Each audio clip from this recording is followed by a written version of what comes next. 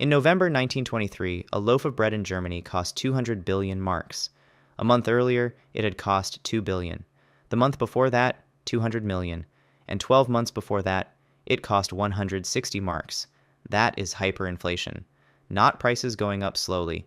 It's prices doubling, then doubling again, until the currency itself becomes worthless, until people burn banknotes for heat because the notes are cheaper than the firewood they could buy with them.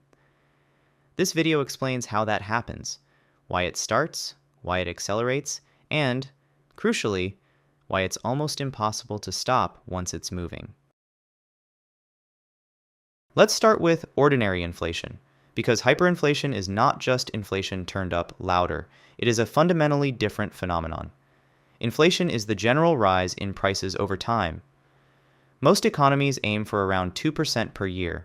At that rate, prices double roughly every 35 years, slow enough that wages and savings can keep pace. Hyperinflation has no agreed definition, but economists use a benchmark established by Philip Kagan in 1956. Inflation exceeding 50% per month, not per year, per month. At 50% per month, prices double roughly every 45 days.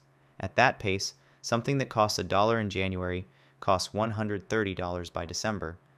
But the famous cases went far beyond 50% per month. In Germany in 1923, monthly inflation peaked at 29,500%. In Hungary in 1946, the worst case in recorded history, it reached 41.9 quadrillion percent per month.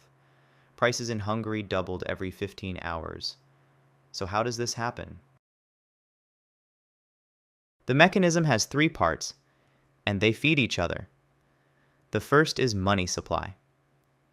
Every currency in circulation has a value that is partly determined by how much of it exists. If you double the supply of money without producing any more goods or services, each unit of currency buys less. This is the basic relationship between money and prices. Governments create money in several ways, but the most dangerous is direct monetary financing. The central bank prints money and hands it to the government to spend. This is sometimes called printing money, though today it's mostly digital. When a government can't raise enough through taxes and can't borrow enough from markets, this becomes the option of last resort. The second part is velocity. As prices rise, people spend money faster. They know it will be worth less tomorrow, so they buy today. This increased spending pushes prices up further, which makes people spend even faster. The money circulates more and more quickly through the economy, amplifying the effect of each new unit printed. The third part, and this is the one that makes hyperinflation so destructive, is expectations. Inflation is, at its core, a psychological phenomenon as much as a mathematical one. Prices are set by people. Workers negotiate wages. Businesses set prices for their goods. If everyone expects prices to be 20% higher next month, wages get set 20% higher. Prices get set 20% higher. And, sure enough, prices end up 20% higher. The expectation creates the outcome. Once that cycle locks in, it's almost self-sustaining. And once people stop trusting the currency entirely, once they no longer believe it will hold any value at all, the spiral goes vertical. Germany, 1919. The First World War is over, and Germany has lost. The terms of the Treaty of Versailles impose reparations of 132 billion gold marks, an enormous sum. Germany's economy is already shattered by 4 years of war.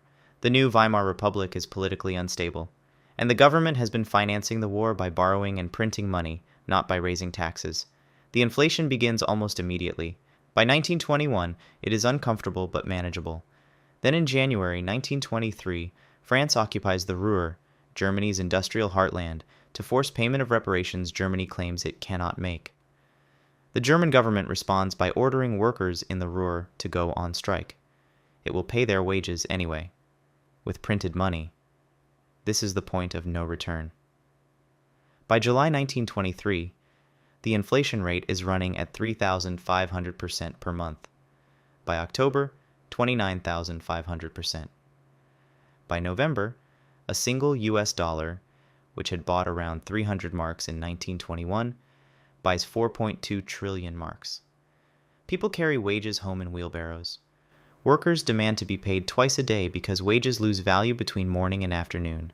Some businesses accept payment in foreign currency, food, or anything tangible. The savings of an entire generation, years of careful accumulation, are wiped out in months.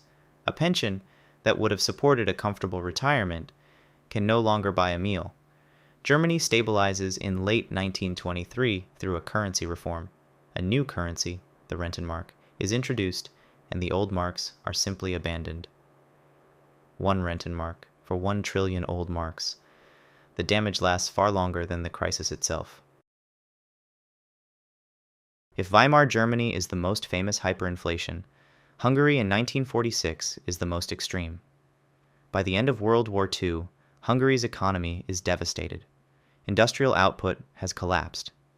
The government needs to spend to rebuild, and it prints to do it.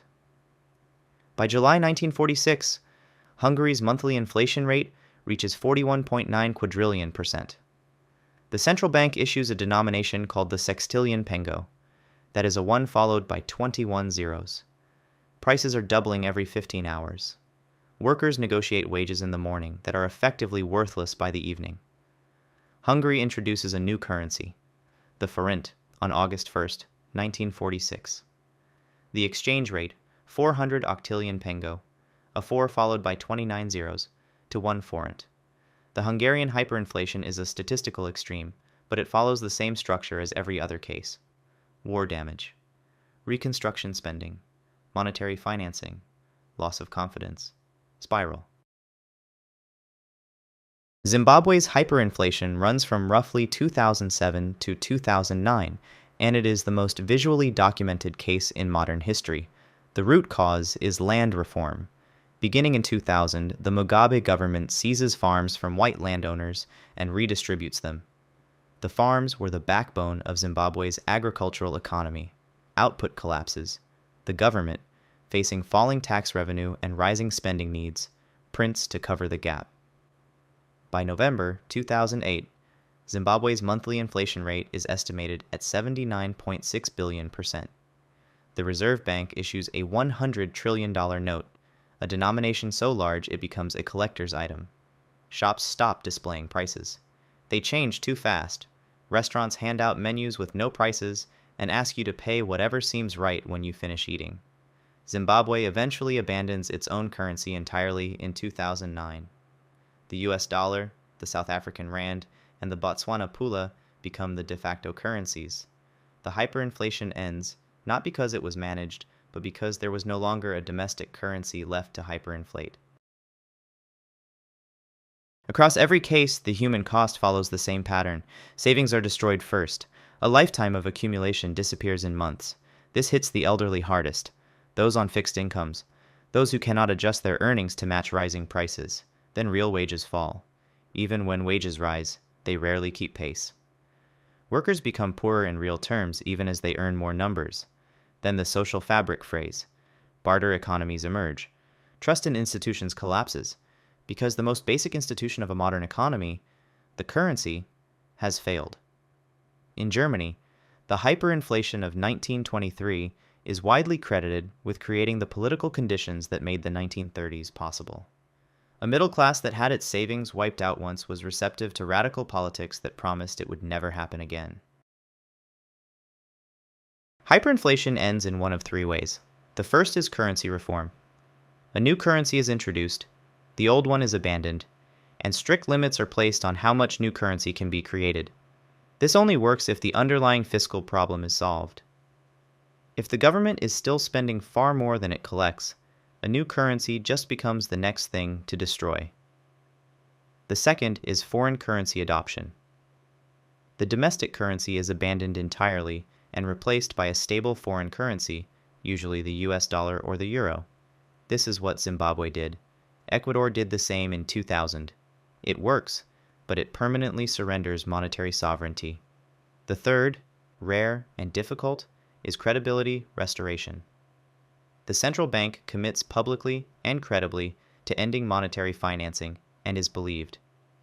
This is essentially what the Rentenmark reform achieved in Germany in 1923. though it required near total economic collapse first. Hyperinflation is not just inflation gone wrong, it is a crisis of trust in the currency, in the institutions that issue it, and ultimately in the government itself. Every case follows the same path: a government that cannot balance its books, a printing press as the solution of last resort, a population that stops believing the money means anything, and a spiral that becomes self-reinforcing. The numbers involved become so large, they lose meaning.